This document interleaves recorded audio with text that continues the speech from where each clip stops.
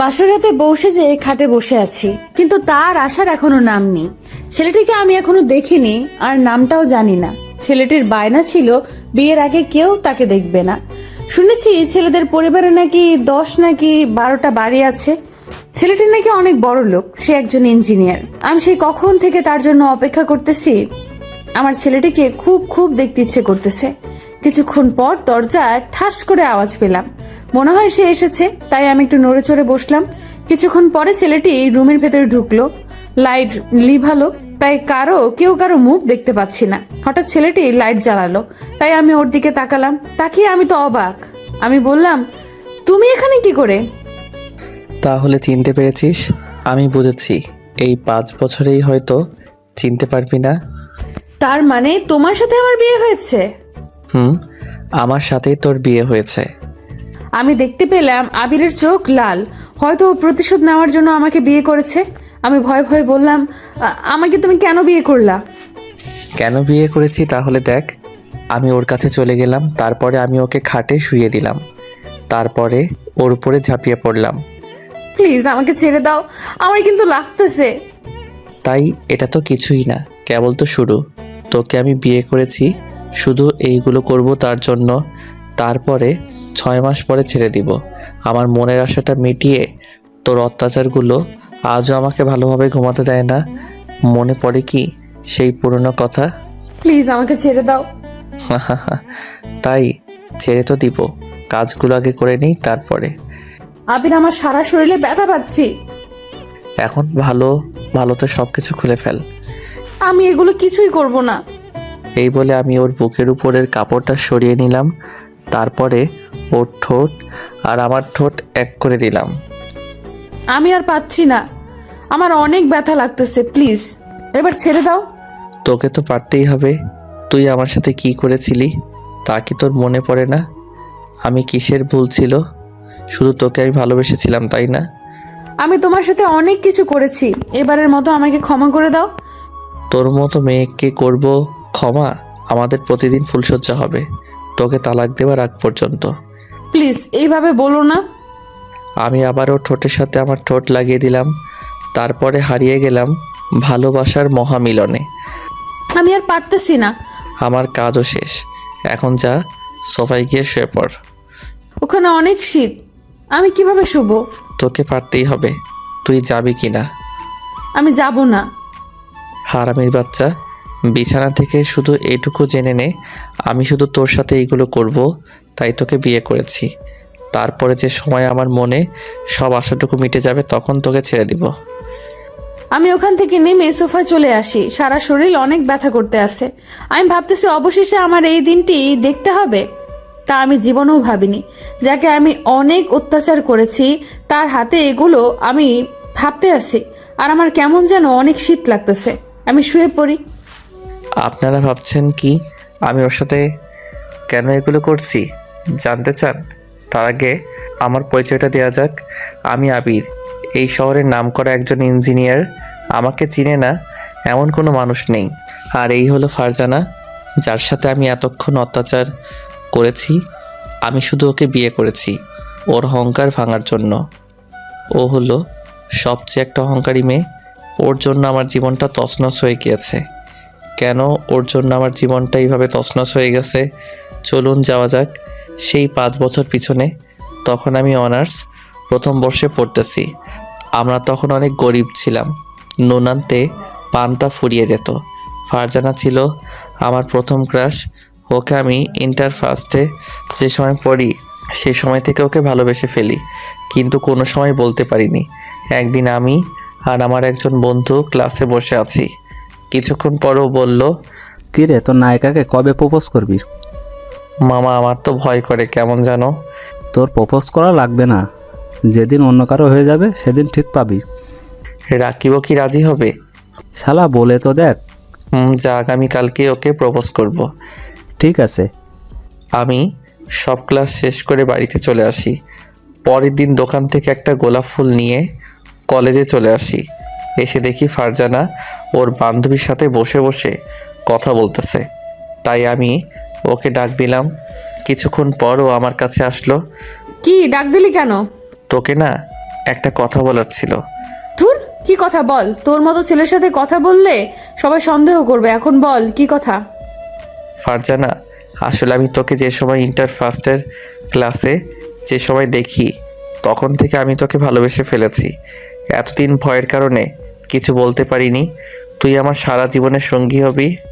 কথাটা শুনে আমার অনেক হাসি পেল, তবু হাসি থামিয়ে বললাম, তাই নাকি? কেন আমাকে এত ভালো লাগে? জানি না, তবে আমি স্বপ্নে দেখেছি তুই আমার জীবন সঙ্গী। এ মা, তাই? তোর প্রপোজ আজ আমি গ্রহণ করব না। কালকে যদি তুই আমাকে কলেজের সবার সামনে প্রপোজ করতে পারিস তাহলে আমি তোকে ভালোবাসবো। আচ্ছা, তুই যেটা বলেছিস সেটাই হবে, আমি রাজি। আচ্ছা, এখন চলি রে। আমি ওখান থেকে বান্ধবীদের কাছে চলে আসতে না আসতেই সাথী বলল, কি রে, এত হাসছিস কেন? ওই ছোট লোকের বাচ্চা আমাকে বলে ভালোবাসে। তাই তো তুইও ওকে ভালোবাসবি। তোকে পাগলা কুত্তায় কামড়িয়েছে। কত ছেলে আমায় প্রপোজ করেছে, তাদেরকে আমি ফিরিয়ে দিয়েছি। আর তো ও, তো এখন কি করবি? কালকে একটা নতুন খেলা খেলবো। কি খেলা বল আমাকে। তা কালকেই দেখতে পারবি। ওরে যে কালকে কি করব তা আছে শুধু আমার মনে মনে। দেখা যাবে তুই কেমন পারিস। চল ক্লাসে যাব। আমি ক্লাস করে বাড়িতে চলে আসি। তারপরে বিকেলবেলা একটা শার্ট কিনতে গেলাম। কারণটা হলো ওকে কালকে প্রপোজ করব, তাই সুন্দর দেখে একটা নীল শার্ট কিনলাম। তারপরে দোকান থেকে আবারও একটা গোলাপ ফুল কিনলাম। পরের দিন কলেজে চলে আসি। এসেই রাকিবের কাছে চলে আসি। কি রে, আজকে আবার কাকে প্রপোজ করবি? কারে আবার? আমার নায়িকাকে ও বলেছে আসবে। যদি ওকে আমি প্রপোজ করি তাহলে আমার প্রপোজের নাকি অ্যান্সার দিবে। আবি দেখ, ফারজানা এসেছে। আচ্ছা দোস্ত, চলি রে, ওকে প্রপোজ করে নিই, তারপরে তোর সাথে কথা হবে। ঠিক আছে। আমি ফারজানার কাছে চলে আসি।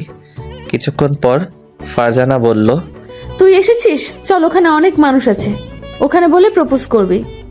আমি ওর পিছন পিছন চলে আসি। একটু পর ফারজানা বলল, এখন প্রপোজ কর। আমি ওর সামনে হাঁটু গেড়ে বসে পড়ি। তারপরে আমি বললাম, ফারজানা আই লাভ ইউ। বলার সাথেই ফারজানা আমার কলার ধরে উঠিয়ে ঠাস ঠাস, কুত্তার বাচ্চা, তো সাহস কি করে হয় আমাকে প্রপোজ করার? আমার জ্বরের শব্দ শুনে সবাই আমাদের কাছে আসলো। একজন বলল, এখানে কি হয়েছে?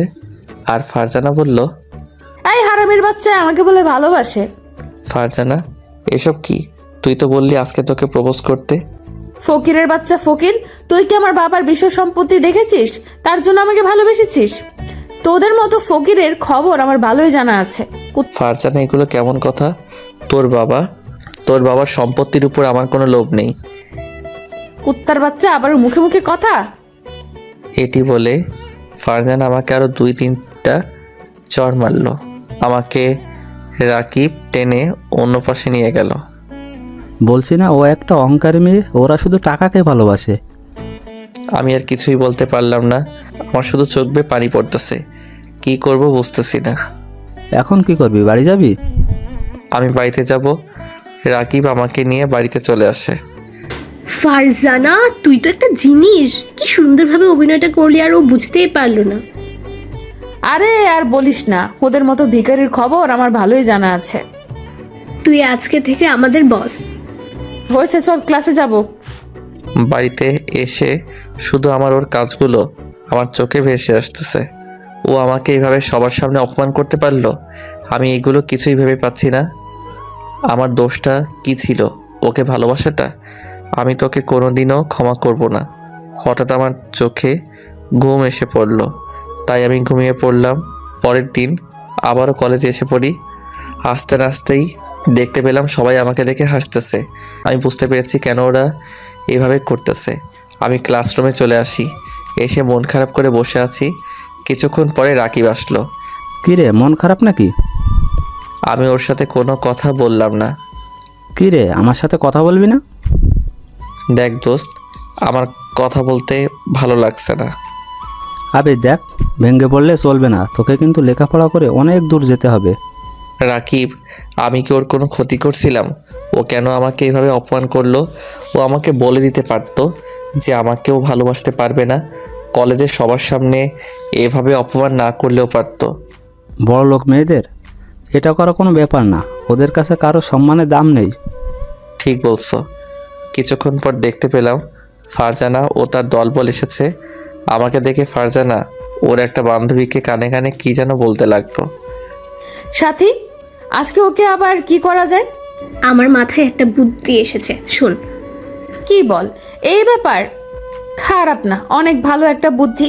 তাহলে তো ওকে পরের বেঞ্চে বসানো লাগবে। দরকার হলে বসবো।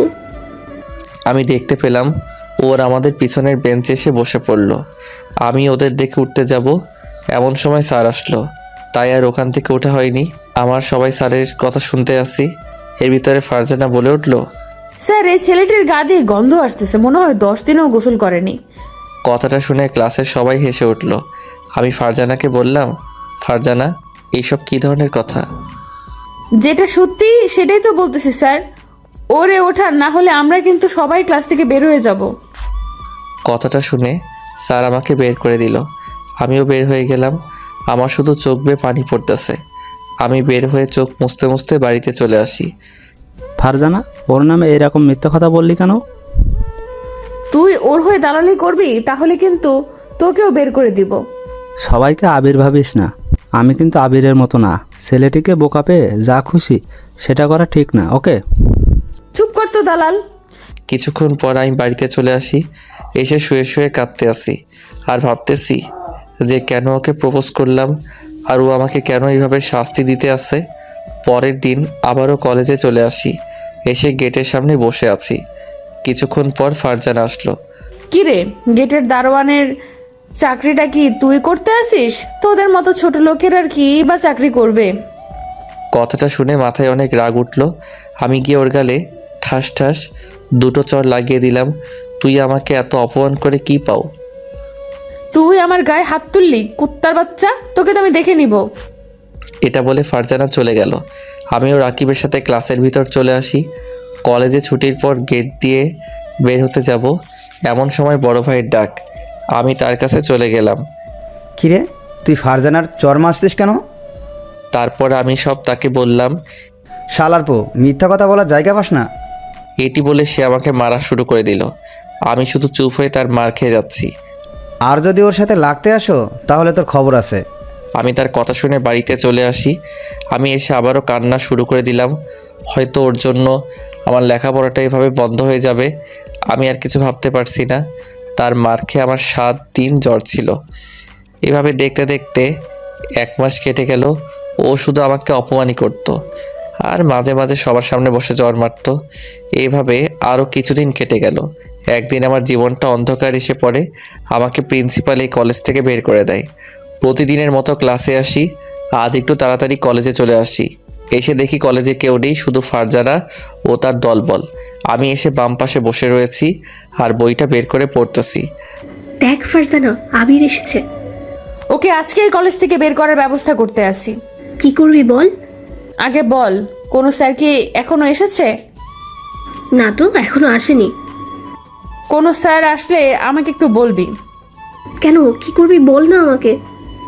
তা তোর নিজ চোখেই দেখতে পারবি। ওই দেখ, প্রিন্সিপাল স্যার গেট দিয়ে ঢুকছে। এখনই বুঝবে ও মজা। আমি বসে বসে পড়তে আসি, এমন সময় ফারজানা আসলো আমার কাছে। তাই আমি ওকে দেখে উঠতে যাব, এমন সময় ফারজানা বলল, কিরে, তুই যাইস কই? এটা বলা মাত্রই ফারজানা ওর ওড়না খুলে আমার হাতে দিল আর আমাকে সবার সামনে জড়িয়ে ধরলো। বাঁচাও বাঁচাও স্যার, বাঁচান!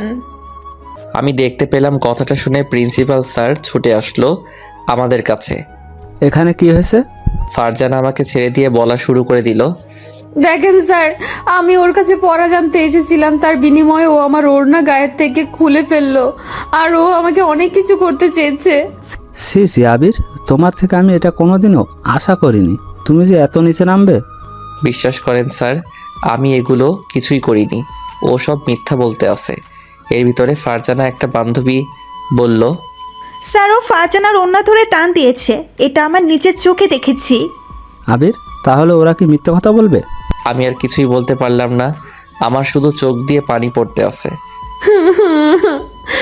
স্যার, ওকে যদি আপনি কলেজ থেকে না তাড়ান তাহলে আমার আর কেউই আর কলেজে আসবো না। আজকে হয়তো ও আমার সাথে এটা করেছে, কিছুদিন পরে তো অন্য একটা মেয়ের সাথেও এটা করবে, তাই না? ঠিক আছে, তোমরা যেটা বলেছো সেটাই হবে। প্লিজ স্যার, আমাকে এই কলেজ থেকে তাড়াবেন না। এই কলেজ নিয়ে আমার অনেক স্বপ্ন। আমি আর কোনো কথা শুনতে চাই না। স্যার আমার কাছে একটা টিসি ধরিয়ে দিল আর স্যার চলে গেল। আমার চোখ দিয়ে শুধু বৃষ্টির মতো পানি ঝরতেছে। আমি আসার সময় ওদের সবাইকে একটা কথা বললাম যে এই পাপের শাস্তি তোদেরকেও একদিন পেতে হবে। আরে তুই তাড়াতাড়ি দূরে যা, তোকে আমি আর দেখতে চাই না। আমি ওখান থেকে বাড়িতে চলে আসি আর ভাবতে আসি আমার লেখাপড়া কি তাহলে এখানেই শেষ হয়ে যাবে? আমি আর কিছুই ভাবতে পারছি না। কিছুক্ষণ পর বাড়িতে এসে পৌঁছালাম। আম্মু এসে দরজা খুলে দিল আর আমাকে দেখেই রাগ হয়ে আমার গালে দুটো চড় লাগিয়ে দিল। আম্মু, তুমিও আমাকে মারলে? ছি ছি আবির, তুই ওই মেয়েটার সাথে এটা করলি? আমি তো কিছু বুঝতেছি না। আম্মু, তুমিও আমাকে বিশ্বাস করতে পারলা না? তোর কথা বিশ্বাস করবো না আর। আমাকে তো তোকে ছেলে হিসেবে ভাবতেই লজ্জা করছে। এমন সময় দেখতে পেলাম রাকিব এসেছে আমাদের বাড়িতে আর এসেই বলতে লাগলো, তোকে কি কলেজ থেকে বের করে দিয়েছে? হুম। তোকে আমি আগেই বলেছি আগে আগে কলেজে যাবি না, তুই তো আমার কোনো কথাই শুনলি না। কিছুক্ষণ পর আম্মু বলল, তোরা কি বলছিস? আমি তো কিছুই বুঝছি না। আসল কথা কি আন্টি আমি বলি, আসলে আবিরের কোনো দোষ নেই। আপনার ছেলের উপর সেই মেয়েটি উঠে পড়ে লেগেছিল। তারপরে ঘটনা আম্মুকে সব বললাম। এত সব হয়ে গেছে তা আমাকে কিছুই জানাসনি? আমি বুঝেছি ও থেমে যাবে, কিন্তু ও থামেনি। আমাকে দিনের পর দিন অত্যাচার করছিল। এখন তুই কি করতে চাস? জানি না। আবির, আমি এখন আসি। আর তুই কি আর কলেজে যাবি না? আমাকে টিসি দিয়ে দিয়েছে, হয়তো আর কলেজে যাওয়া হবে না। আচ্ছা, তোর সাথে কালকে কথা হবে। আমি ওখানে থেকে আমার রুমে চলে আসি। এসে একা একা কান্না করতে আসি আর ভাবতে আসি আজ গরিব বলে ও আমার সাথে এটা করেছে। আমি তোকে কোনো দিনও ক্ষমা করব না। আমার চোখের পানি আজ আর বাধা মানতেছে না। হঠাৎ আম্মু আসলো আমার রুমে। আবির আর লেখাপড়া করতে চাস না? কিভাবে করব বলো? আমাকে তো বের করে দিয়েছে। আবির, আমি তোর খালার সাথে কথা বলছি, সে তোকে। তারা নিজেরাই তো গরিব, তাহলে আমাকে কিভাবে খাওয়াবে? আমি বলেছি এটা, তবুও তোকে যেতে বলেছে। ঠিক আছে, আমি কালকেই ঢাকা চলে যাব। আচ্ছা, আর মন খারাপ করিস না আর ভেঙেও পড়িস না। তোকে আমাদের স্বপ্নগুলো পূরণ করতে হবে। কিছুক্ষণ পর আম্মু চলে গেল। আম্মু কথাটা যেন আমার কানে লেগে গেল যে আমার ভেঙে পড়লে চলবে না, তাদের স্বপ্নগুলো পূরণ করতে হবে। রাতে আমার ঘুম হলো না। সারা রাত শুধু পুরনো কথা ভেবে কান্না করেছি। পরের দিন আম্মুর কাছে বলতে আসলাম, আম্মু, আমি ঢাকা চলে গেলাম। আচ্ছা বাবা, যা, আর সাবধানে যাবে কিন্তু। আমি আর ওখানে দাঁড়ালাম না, কারণ আমার চোখ দিয়ে শুধু পানি পড়তেছিল। আসার সময় আম্মুও কান্না করেছিল। আমি ঢাকা এসে পড়ি, তারপরে খালাদের বাসায় চলে আসি। আমাকে দেখে সবাই আমার কাছে আসলো। কি রে বাবা, কেমন আছিস? ভালো, তুমি কেমন আছো? ভালো। আসতে কোনো সমস্যা হয়নি তো? না, কোনো সমস্যা হয়নি। আচ্ছা, ফ্রেশ হয়ে খেতে আয়। আমি ফ্রেশ হয়ে খেতে চলে আসি। পরের দিন খালামণি একটা সুন্দর একটা কলেজে ভর্তি করিয়ে দিয়েছে। প্রথম মানিয়ে নিতে আমার অনেক কষ্ট হয়েছে, তবুও মানিয়ে নিয়েছি। একদিন সবার সাথে খেতে আসি। এর ভিতরে খালামণিকে বললাম, খালামণি, আমি একটা চাকরি করতে চাই। কি বলো এসব? লেখাপড়া বাদ দিয়ে কিসের চাকরি করবি? আরে লেখাপড়া করব আর চাকরিও করব। আচ্ছা, তোর খালু যেখানে চাকরি করে সেইখানে করতে পারবি? পারবো না কেন? আমাকে পারতেই হবে। আচ্ছা, তোর খালু আসলে বলবো। পরের দিন খালুর সাথে তাদের অফিসে চলে আসি। আমার কাগজপত্র খুব ছিল, চাকরি হলো। নাইট ডিউটি, আমি রাজি হয়ে যাই।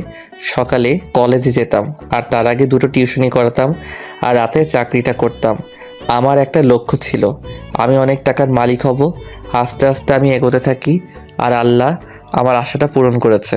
অবশেষে আমি অনেক টাকার মালিক হয়ে গিয়েছি। আমি এখন একজন নামকরা বড় ইঞ্জিনিয়ার। আমাকে চিনে না এমন কোনো মানুষ নেই।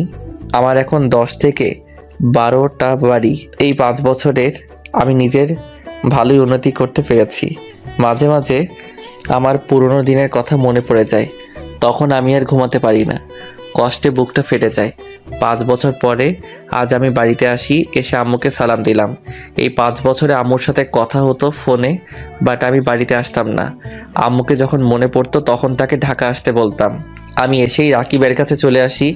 ও আমাকে দেখেই আমাকে জড়িয়ে ধরলো। কিরে, ভুলে গেছিস আমাকে? না রে দোস্ত, তোকে ভুলবো জীবনেও না।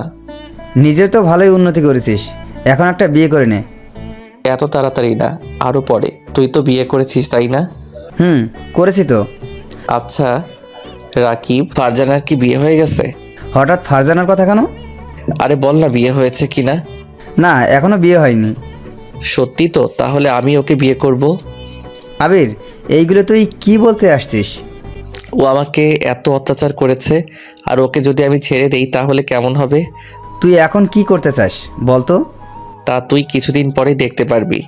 আমি ওখান থেকে বাড়িতে চলে আসি, তারপরে আম্মুর কাছে চলে আসি। কিছু না খেয়ে গিয়েছিস কই? এই আম্মু, সামনে গেছিলাম। আচ্ছা আম্মু, একটা কথা বলি। কি কথা বল। আমার একটা মেয়েকে খুব পছন্দ হয়েছে। তাই নাকি? কোন মেয়ে রে বাবা? তারপরে আম্মুকে সব বললাম, সে রাজি হয়ে গেল। বিকেলবেলা তারা সবাই ফারজানাকে দেখতে গেল, কিন্তু কথা দিয়েছিলাম যে ছেলের মুখ এখন মেয়ে দেখতে পারবে, বাট তারা আমাদের বিষয় সম্পত্তি দেখে রাজি হয়ে যায়। অবশেষে আমি বিয়েটা করে নেই। আর তারপরে ঘটনা তো আপনারা জানেনই। ওকে পাপের শাস্তি দেবার জন্য আমি ওকে বিয়ে করেছি। এখন আসুন বাস্তবে আসা যাক। দেখতে পেলাম সকাল হয়ে গিয়েছে, আর ফারজানা শীতের ভিতরে গুটিসুটি দিয়ে শুয়ে আছি। তাই আমি ওর কাছে চলে আসি। এই যে ওর তাড়াতাড়ি। কেন? উঠবি না মানে? এটা কি বাবার বাড়ি পেয়েছো? আবির, আমাকে আর অত্যাচার করো না, আমার সারা শরীর খুব ব্যথা। মনে পড়ে সেই পুরনো কথা? আমার সাথে তুই কি করছিলি? আমি যা করেছি দয়া করে আমাকে মাফ করে দাও। তোকে করব মাফ? তুই আমার সুন্দর জীবনটা পুরাই নষ্ট করে দিয়েছিস। তুমি যে সময় কলেজ থেকে চলে এসেছো তখন আমি তোমাকে অনেক মিস করি। আমার নিজেরই অনেক খারাপ লাগা শুরু করে। তোমার সাথে যা হয়, তোমার সাথে এটা করা ঠিক হয়নি। তুই করবি আমাকে মিস? ভাবতে আমার অবাক লাগে। তাও আবার তোর মতো মেয়ে। আমাকে যখন তুই মিথ্যা অপবাদ দিয়ে কলেজ থেকে বের করে দিয়েছিস তখন তো আমি এটা দেখিনি। আবির, আমাকে তুমি ক্ষমা করে দাও। আমি গিয়ে ওর গালে ঠাস করে চড় লাগিয়ে দিলাম আর বললাম, এই ক্ষমা চাওয়ার কথা তুই আর একদিনও বলবি না। আচ্ছা, আমি এখন কি করব? মরে যাব? আমি তোকে এত তাড়াতাড়ি মরতে দিব না। তোকে তো আমি তিলে তিলে মারবো। আর শোন, এখন ফ্রেশ হয়ে বাড়ির সব কাজ করবি তুই। আমি তো কোনো কাজ করতে পারি না। পারি না মানে? তোকে পারতেই হবে। আমি আর ওখানে দাঁড়ালাম না। আমি ফ্রেশ হতে ওয়াশরুমে চলে আসি, তারপরে আবিরের আম্মুর কাছে চলে আসি।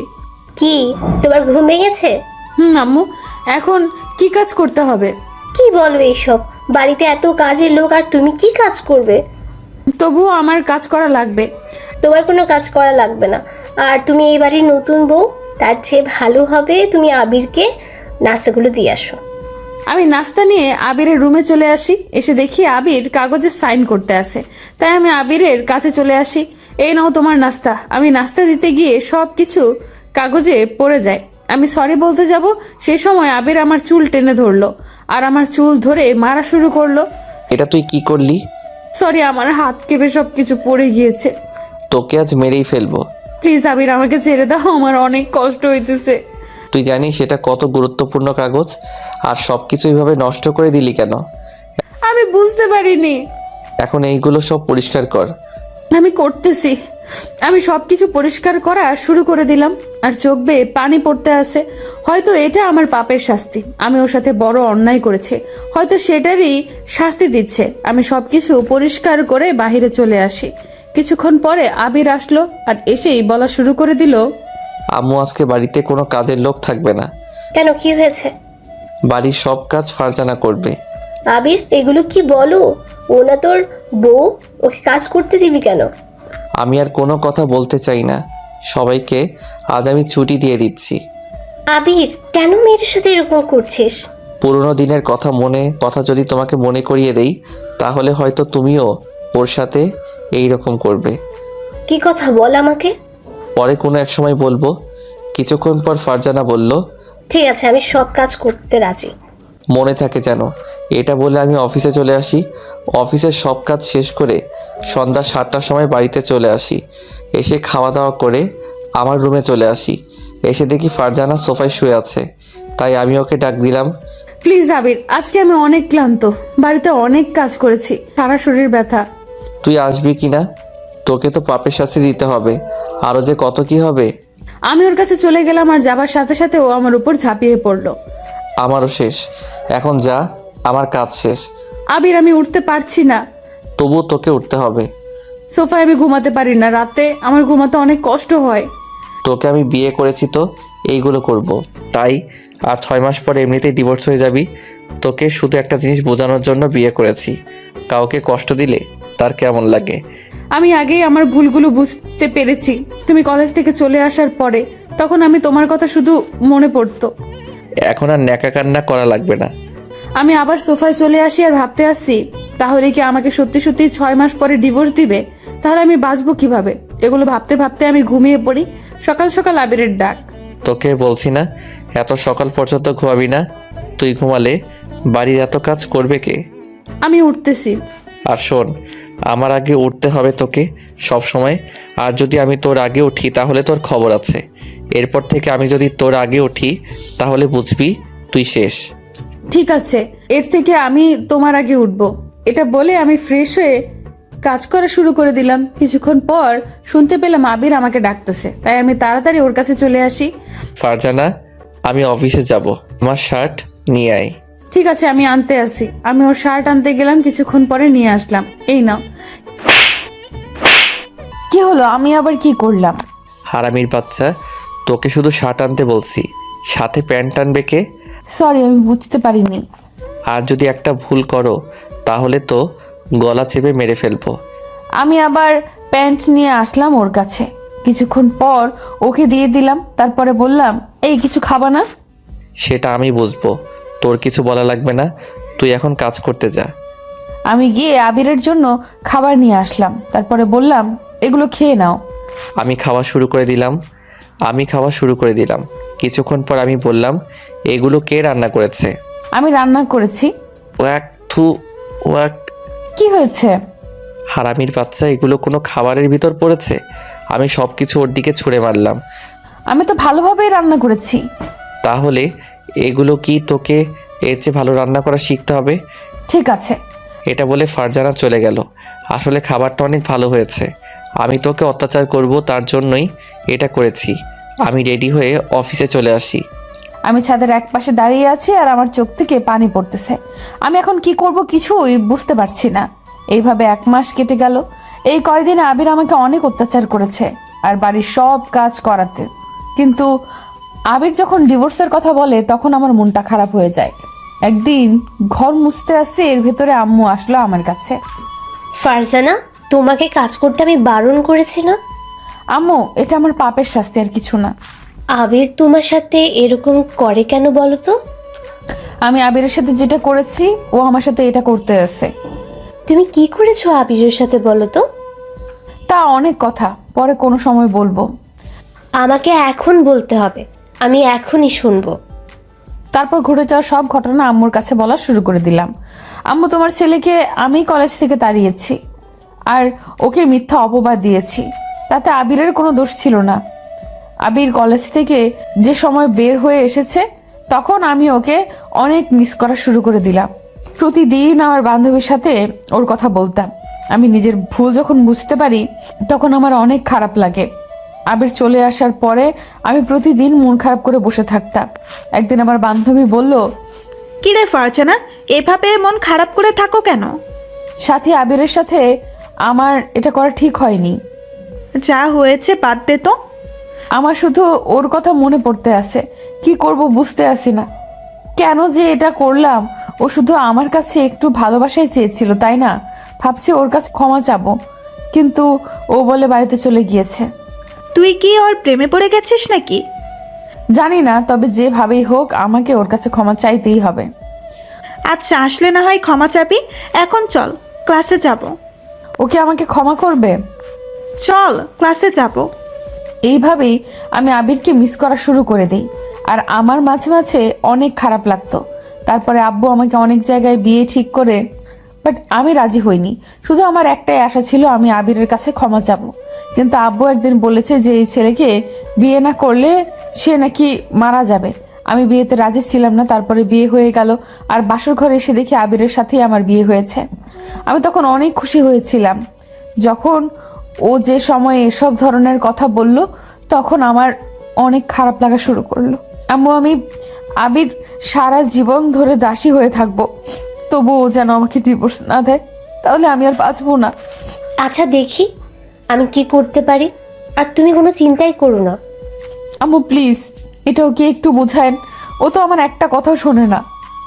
আমি যতক্ষণ আছি ততক্ষণ তোমাকে কেউ ডিভোর্স দিতে পারবে না, আর এখন তোমার আর কোনো কাজ করা লাগবে না। না, আমি সব কাজই করি, তাহলে আবির রাগ করবে। আমি করতে বারণ করেছি না? কাজ করার লাগবে না, এখন তুমি রুমে গিয়ে শুয়ে পড়ো। আমি আমার রুমে চলে আসি। আমার রুমের পাশে একটা আলমারি, তাই আমি কি মনে করে যেন খুলতে লাগলাম। আলমারিটার ভেতর আমি একটা ডায়েরি দেখতে পেলাম। ডায়েরিটায় অনেক ধুলাবালি লেগে আছে, তাই আমি হাত দিয়ে মোছা শুরু করলাম। আমি ডায়েরিটা নিয়ে রুমে এসে শুয়ে পড়ি। মনে হয় ডায়েরিটা অনেক পুরনো। মনে মনে ভাবলাম কি আছে এই ডায়েরিতে। আমি ডায়েরিটা খোলা শুরু করে দিলাম। খুলে আমি তো অবাক। খুলে আমি আমার একটা ছবি দেখতে পেলাম, গোলাপি জামা পরা। আমি যে সময় ইন্টার ফার্স্ট ইয়ারের নবীনবরণের দিনে এই জামাটা পরেছিলাম। আমি কিছু লেখাপড়া শুরু করে দিলাম। আজ আবিরের ডায়েরি। আজ নবীনবরণ অনুষ্ঠান হইতেছিল। আমি তাকে দেখে আমার অনেক ভালো লাগছিল। মনে হয় ওর সাথে আমার কত বছরের পরিচয়। আমার শুধু তার কথাই মনে পড়ে, কিছুতেই তাকে ভুলতে পারছি না। চোখ বুঝলেই শুধু তার ছবিটা আমার চোখে ভেসে ওঠে। মেয়েটির নামও জানতে পারলাম না। সে কি আমাকে ভালোবাসবে? আমি তাকে আমার মনে জায়গা দিয়ে ফেলেছি। এখন বুঝতে পারলাম ডায়েরিটা কার। ডায়েরির পাতা পড়ে আমার চোখ থেকে পানি গড়িয়ে পড়লো। তাহলে ও আমাকে এতটাই ভালোবাসতো, আর আমি শুধু ওকে অপমানই করেছি। চোখ পড়লো ডায়েরির শেষ পাতায়। আবিরের ডায়েরি। ফারজান, আমি তো তোর কাছে একটু ভালোবাসাই চেয়েছিলাম। তার বিনিময়ে তুই আমাকে সবার সামনে অপমান আর মারধর করলি। অবশেষে তুই মিথ্যা অপবাদ দিয়ে কলেজ থেকে বের করে দিলি। আমি জীবনেও এটা ভাবতে পারিনি।